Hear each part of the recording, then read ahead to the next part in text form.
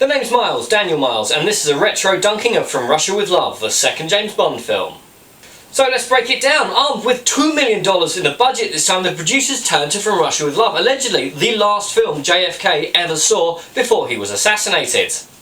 So let's break down the plot. Angered by the death of Dr. No, Spectre decides to kill James Bond, humiliate British intelligence, and make a hell of a lot of money from the Russians. They do this involving a complicated plot of twists and double twists, but also by using the nearly indestructible assassin Red Grant, who utilises a garrote wire concealed within his watch. A lot of critics do state that this is their favourite James Bond film, and whilst it's not mine, I can definitely see where it's coming from. The film is still grounded in realism, and arguably it's got one of the most realistic fight scenes of the decade between Connery and Red Grant when they're fighting in the train carriage. The actors actually trained for several weeks just to get that 2-minute piece of footage. If you ever get the chance to find that on YouTube, I strongly recommend you do so.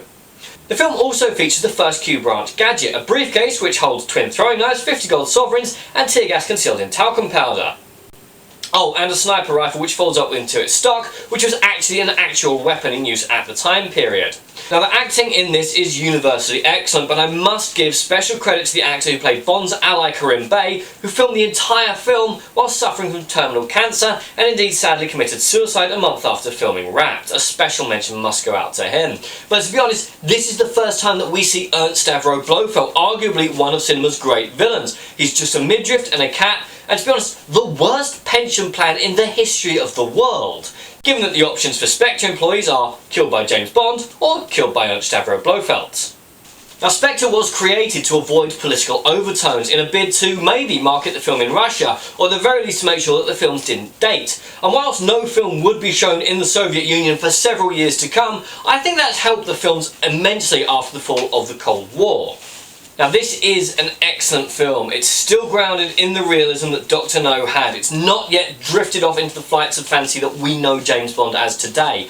And this isn't, like Dr. No, this is another one that isn't particularly shown on TV that often. And again, I'm not sure why. This is an excellent film. It's tight, efficient, it's not yet become bloated as we know them today. The action's really good, the acting's really good, the soundtrack's impressive.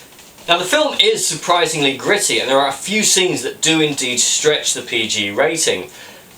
And it does show Bond is still a spy. He goes undercover in some scenes, he utilises subterfuge and deception, and especially a notable scene is them spying on the Russian consulate using a commandeered British submarine's periscope.